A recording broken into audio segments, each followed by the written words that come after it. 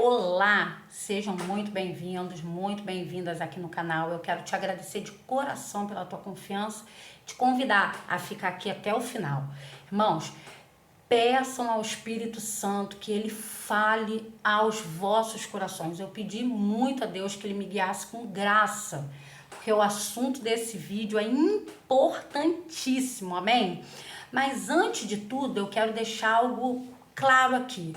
Na realidade, irmãos, eu nem precisaria falar isso, mas eu vou falar porque eu penso ser relevante. Eu sou imensamente abençoada aqui na plataforma por muitos vasos que Deus tem usado. Profetas, homens, mulheres de Deus seríssimos, irmãos. Não vou nem citar nomes. Mas assim que quando pregam, sabe, o Espírito Santo testifica que a verdade, a temor, a reverência, a responsabilidade no trato da mensagem. Glória a Deus por isso. A minha intenção aqui não é falar de ninguém, pelo contrário, irmãos. Eu quero me unir a essas vozes que eu citei, né? Porque o que eu trago hoje é uma palavra de confirmação ao que muitos desses já vêm trazendo como revelação. Mas o Espírito Santo me convidou a somar com essas vozes, amém? Então assim, Deus está prestes a fechar 2025, presenteando seu povo com favor para esse ano ainda sim, e nos primeiros anos de 2026. Ah, Dani, são todos? Eu não sei, mas eu creio que todos quantos têm prazer na retidão de Deus, porque o próprio Deus se compraz na prosperidade do seu servo, isso é palavra. Então, assim, vai haver cura, vai haver restauração de lares, mudanças de emprego, promoções, mudanças de endereço, até de país, hein? Eu creio, tá? Para você que tá aí aguardando muito, né? Esperando o tempo passar, tira logo esse passaporte também, ó. Glória a Deus. Pessoas, irmãos, vão ser tiradas das cisternas, das covas, de peregrinações longas no deserto, situações de anos vão ser resolvidas, processos na justiça, liberação de benefícios, partilhas de bens familiares, herança, bem dizendo. Coisa linda é o nosso Deus. Eu não estou falando sobre prosperidade só não, tá, irmãos? É sobre fidelidade de Deus. Bondade para aqueles que esperaram e guardaram a fé. Para quem já cumpriu o processo e agora está assim, ó, a um passo de entrar no propósito, amém? Contudo, há um acréscimo, um complemento importantíssimo que precisa ser dito e que infelizmente é pouco enfatizado. Mas antes eu quero te fazer uma pergunta simples, irmãos. Você acha adequado entrar num fórum vestindo traje de banho? Você acha sensato se dirigir a um juiz, uma autoridade de qualquer maneira? Falando palavras informais, às vezes até mesmo desrespeitosas? Você acha normal também alguém ir à praia no momento de lazer, debaixo de um sol escaldante do Rio de Janeiro, sentar na cadeira de praia vestindo terno e gravata? Olha, eu sensatamente penso que a resposta é não. Não são adequados esses comportamentos. Percebe? Existe lugar, tempo e postura para a gente poder adentrar adequadamente em certos ambientes.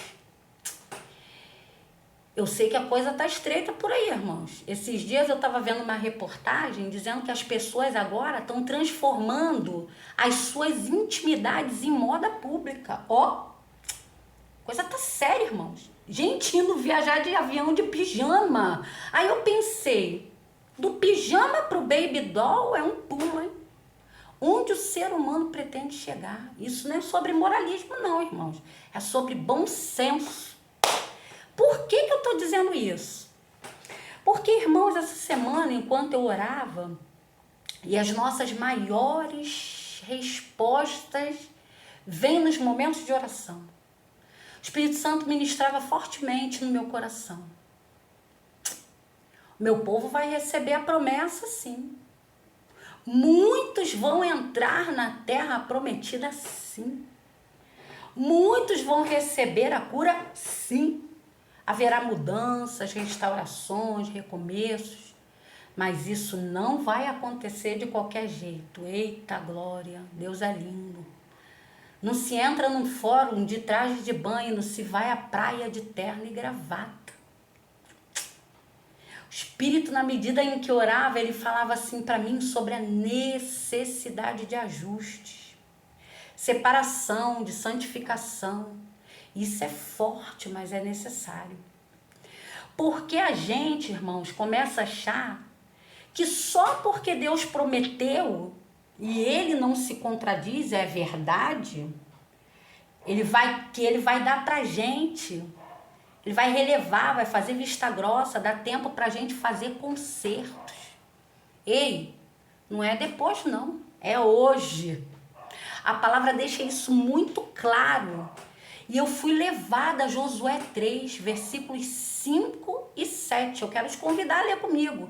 A minha versão é Almeida, Revista e Atualizada. Vamos ver o que a palavra diz sobre isso, irmãos.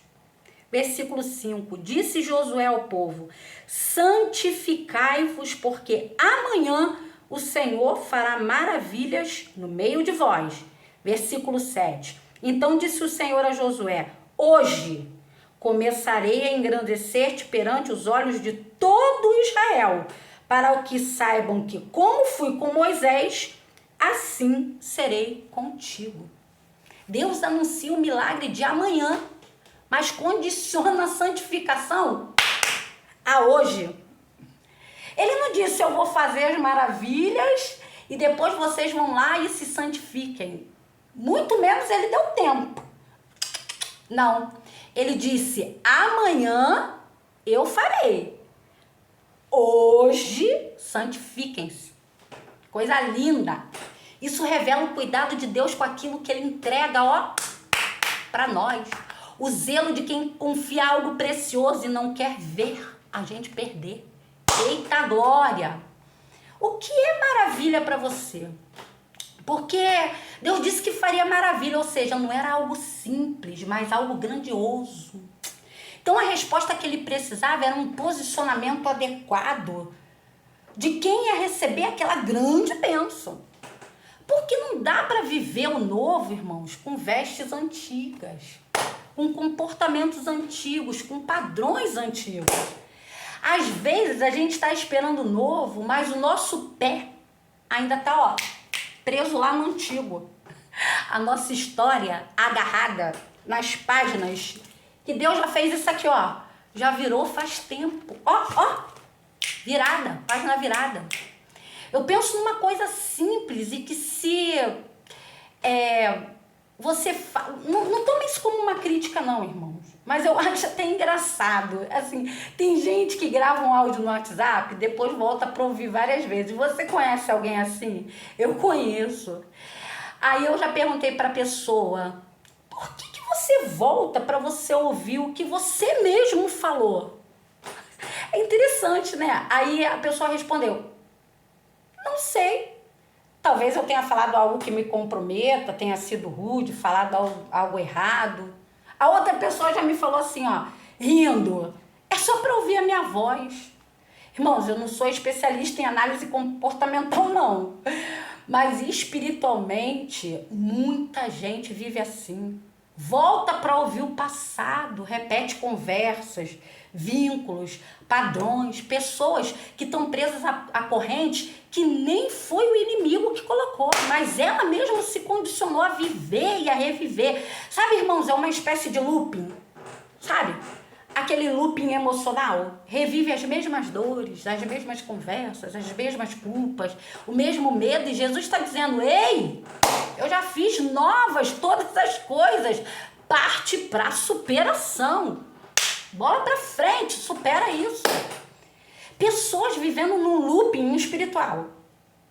Ouve a palavra rema no culto abençoado, recebe a direção pastoral, mas não obedece, não muda a postura.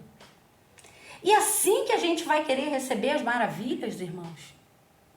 Hoje o Espírito está dizendo para mim e para você que ouve, Pra gente trocar as vestes, sabe? Cortar ligação desnecessária, evitar caminho espinhoso, fugir de conversa vazia na fé, parar de repetir ciclo. Quanta gente perdendo tempo por aí, irmão.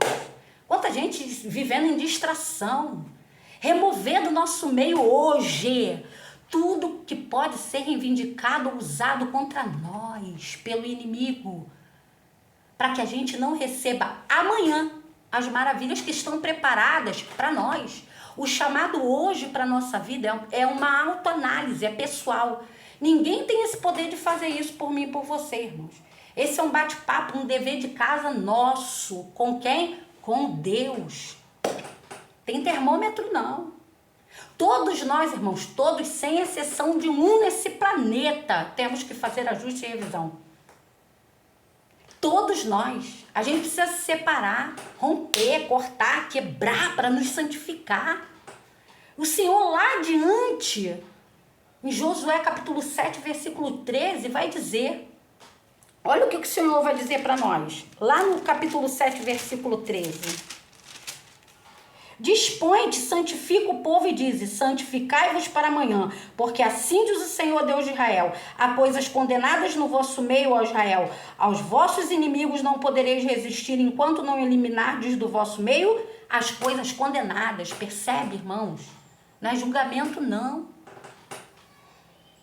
A gente não pode alcançar a perfeição, né? Por mais que a gente se esforce para andar em retidão, a gente está se esforçando, né? Todos os dias a gente tem que vigiar, porque se a gente não cuidar do coração, da conduta, o fariseu com que um dia a gente foi, pode tentar calar o publicano que hoje vive em nós.